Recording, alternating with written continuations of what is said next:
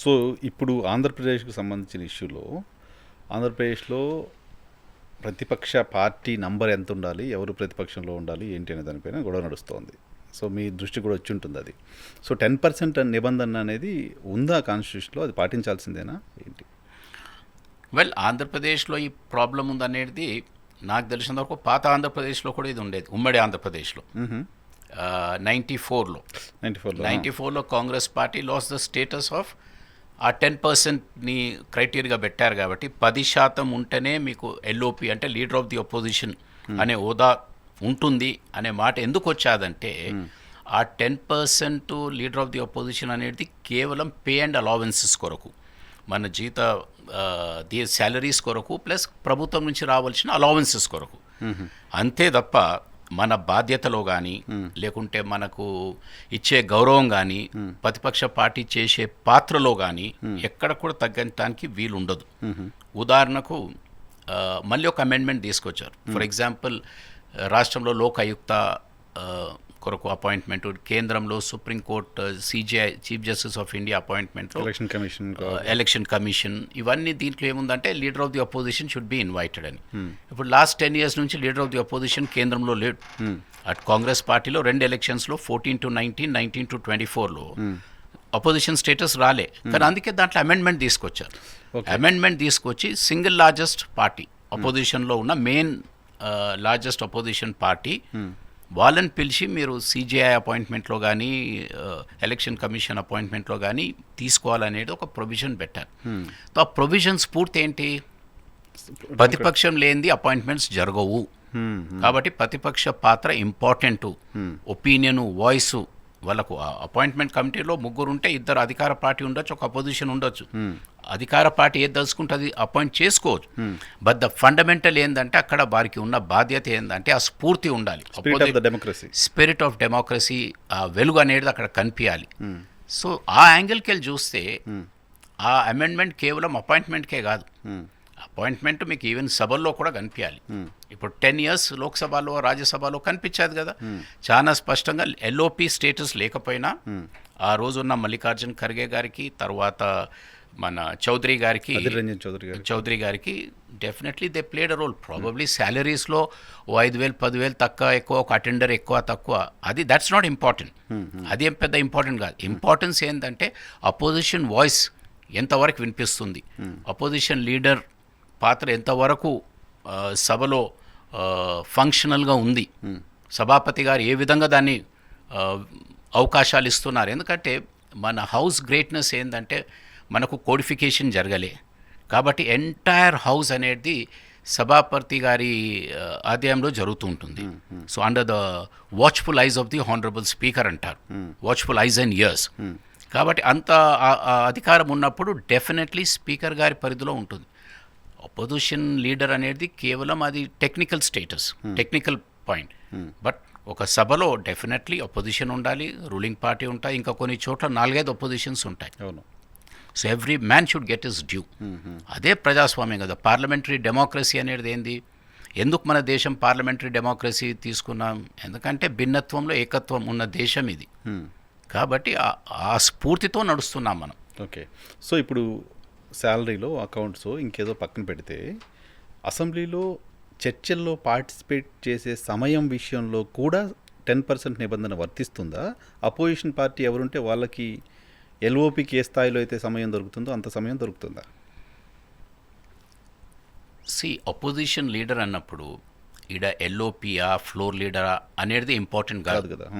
మనం సభలో సభ నడిచే సమయం సభను ఎలా చూస్తామంటే, ఇటు అధికార పార్టీ ఉంది, ఇటు ప్రతిపక్ష పార్టీ ఉంది. అధికార పార్టీలో ఎక్కువ సంఖ్య ఉండొచ్చు, ప్రతిపక్షంలో తక్కువ ఉండొచ్చు, ఏది ఏమైనా కానీ వాయిస్ రావాలి కదా.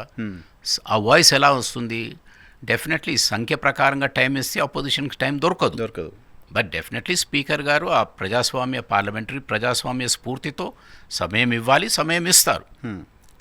కొన్ని కేసెస్ ఉంటాయి నరసింహరావు. ఫర్ ఎగ్జాంపుల్, ఒక పార్టీ సభ్యుడు ఉన్నాడు, ఆయన సస్పెండ్ అయిపోతాడు పార్టీ నుంచి.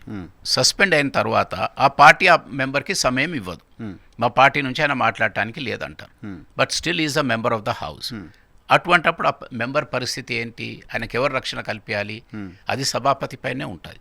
సో సభాపతి ఏం చేస్తాడు, ఈ పార్లమెంటరీ స్ఫూర్తితో, ప్రజాస్వామ్య స్ఫూర్తితో ఆయన సస్పెండ్ అయినా వాళ్ళ పార్టీ ఆయనకు టైం అలొకేట్ చేయకపోయినా సభాపతి గారి డిస్క్రిషన్తో డెఫినెట్లీ అయ్యా నువ్వు ఒక 2 నిమిషాలు 5 నిమిషాలు నీ చెప్పు నీ విషయం అని.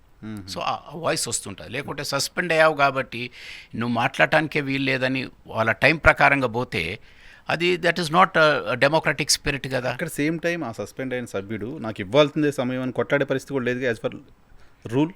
అదే కొట్లాడటానికి but tradition no is a member of the house first, he belongs to a political party. ఆయన ఒక పొలిటికల్ పార్టీ సభ్యుడు, ఆ పార్టీ సస్పెండ్ చేసేది, సస్పెండ్ అయినా నా వేరే పార్టీకి వెళ్ళటానికి లేదు, ఆయన టైం అంతా ఆ పార్టీ డిసైడ్ చేస్తుంది, ఆ పార్టీ టైం ఇవ్వదు.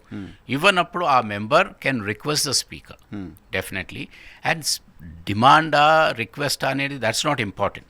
సభాపతి గారి నోటీస్కి వెళ్ళినప్పుడు ఆయన ఒక member definitely has to give him time. Normal కేసెస్లో ఇస్తారు. Purely speaker's decision only. Purely speaker's decision only. But 94 సభలో మీరు కూడా ఉన్నారు. 2004లో మీరు స్పీకర్ అయ్యారుగా, 94 సభలో మీరు కూడా ఉన్నారు. ఆ గెలిచిన 26 మంది శాసనసభ్యుల్లో మీరు కూడా ఒకరు ఉన్నారు. అప్పుడు పీజేఆర్ గారిని అపోజిషన్ లీడర్ అలా సిఎల్పీ లీడర్గానే గుర్తున్నారు. సిఎల్పీ లీడర్ పీజేఆర్ అని. అవును. సో పీజేఆర్ గారు మాట్లాడడం చాలా సందర్భాల్లో చూసేవాళ్ళం.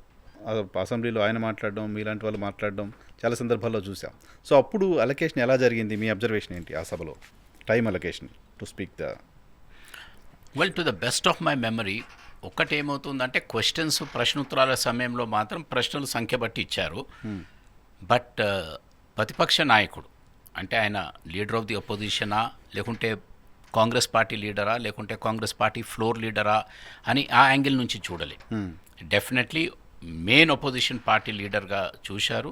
సంఖ్య తక్కువ ఉండే, కేవలం 26 మెంబర్స్ ఉన్నాము, నాట్ లెస్ దెన్ 10%.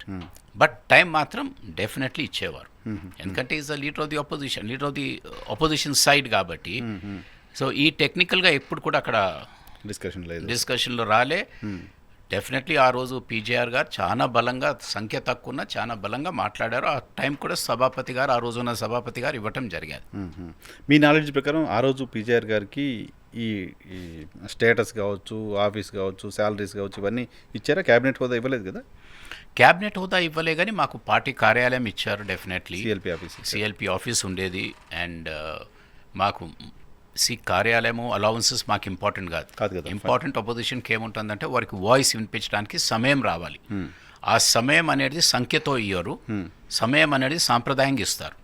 సాంప్రదాయం ఏంది, అపోజిషన్ వాయిస్ రావాలి సభలో కాబట్టి వారి సంఖ్య తక్కువ ఉన్నా, వారికి 5 నిమిషాలే సంఖ్య ప్రకారంగా టైం ఉన్నా 5 కాదు 15 నిమిషాలు ఇస్తారు, 20 నిమిషాలు ఇస్తారు. నార్మల్ ప్రాక్టీస్ పార్లమెంటరీ వ్యవస్థలో ఏముంటుందంటే లీడర్ ఆఫ్ ద హౌస్ మాట్లాడేటప్పుడు, లేకుంటే లీడర్ ఆఫ్ ది అపోజిషన్ మాట్లాడేటప్పుడు వారికి సమయం అనేది ఉండదు. వీలైనంత వరకు వారి మాట పూర్తి అయ్యే వరకు టైం ఇస్తారు. దాన్ని పరిగణనలో తీసుకొనే సభానాయకుడు కానీ అపోజిషన్ నాయకుడు కానీ మాట్లాడతారు. Okay. So they are never interrupted. అంటే ఇది రూల్స్ ఏం లేదు, కానీ ఇది ఒక ట్రెడిషన్. ఇప్పుడు అపోజిషన్ పార్టీ నీకు 50 ఎంపీసే ఉన్నారు, నీకు 5 నిమిషాలు 20 నిమిషాలు అని టైం ఉండదు. డెఫినెట్లీ అపోజిషన్ లీడర్ ఎంతసేపు మాట్లాడితే అంత టైం ఇస్తారు. ఇది ఒక సాంప్రదాయం ఇది. ఎందుకంటే అది డిగ్నిటీ, డెకర్ అండ్ ఫండమెంటల్గా అపోజిషన్ వాయిస్ రావాలి కాబట్టి దాన్ని ఆ విధంగా. అపోజిషన్ అనేది అక్కడ ఒక పర్సన్గా కంటే పబ్లిక్ పాయింట్ ఆఫ్ వ్యూలో చూస్తారు, ప్రజలు కోణంలో అపోజిషన్ వాయిస్గా చూడాల్సిన అవసరం ఉంటుంది. డెఫినెట్లీ కదా. Yes, right. అంటే నార్మల్గా పార్లమెంట్లో చెప్తారు అదే కదా, the opposition should have its say, the government should have its way. So ఆ స్ఫూర్తితో నడవాలి.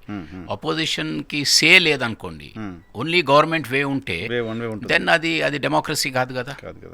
అది అందుకు ఇదనేది చాలా ఫండమెంటల్స్, ఇవి పాటించవలసిందే. ఓకే, సరే. ఇప్పుడు ఈ టెక్నికల్ ఇష్యూస్ అన్నీ పక్కన పెడితే, మీరు సీనియర్ పొలిటీషియన్, శాసనసభ వ్యవహారాలపైన బాగా అవగాహన ఉన్న వ్యక్తి, మీకేమనిపిస్తుంది ఆంధ్రప్రదేశ్ శాసనసభలో ఇప్పుడున్న పరిస్థితుల్లో జగన్మోహన్ రెడ్డి గారికి ఫ్లోర్ లీడర్గా ఉండే పరిస్థితి ఉంటుందా? ఆయన్ని ఎల్ఓపిగా చేయడానికి సంబంధించిన అవకాశాలు ఏమైనా ఉన్నాయా? ఏంటి మీ అబ్జర్వేషన్ ఏంటి? ఇప్పుడు చర్చ అంతా కూడా వీ హ్యావ్ రిఫ్లెక్టెడ్ కదా సభలో ఎట్లుంటుంది అనేది. ఇప్పుడు leader of the opposition or floor leader అనేది only technical aspects, limited to pay and allowances. But definitely Jaganmohan Reddy గారికి చాలా ఇంపార్టెంట్ బాధ్యత ఉంది. వారు సభలో మాట్లాడే బాధ్యత వారిపై చాలా ఉంది. రెండోది, వారికి అవకాశం ఇచ్చే పరిస్థితులు కానీ, అవకాశం ఇచ్చే సమయం కానీ ఇవ్వాల్సిన డెఫినెట్లీ అవసరం కానీ సభాపతి గారిపై ఉంటుంది. బికాస్ హీఈస్ అపోజిషన్ వాయిస్ కాబట్టి. అండ్ నాకు తెలిసినంత వరకు ఆంధ్రాలో కేవలం ఓన్లీ 2 parties, ఒక అలయన్స్ ఉంది, ఒక మేజర్ అపోజిషన్ ఉంది. So is only voice. So definitely ఈ హ్యాస్ టు స్పీక్, మాట్లాడాలి సభాపతి గారు. ఈ has to give him time. And I'm sure సభాపతి కూడా అక్కడ it's a very senior man. Senior politician. So definitely గత సాంప్రదాయాలు ఉన్నాయి అండ్ ప్రస్తుతం అవసరం కూడా ఉంది కదా, అపోజిషన్ వాయిస్ అనేది ఉండాలి.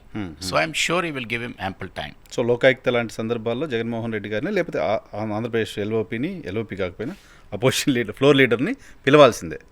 లైక్ ఖర్గే గారు, అధిర్ రంజన్ గారు చౌదరి. డెఫినెట్లీ అదైతే అమెండ్మెంట్స్ వచ్చాయి కేంద్రంలో. సో డెఫినెట్లీ పిలుస్తారు.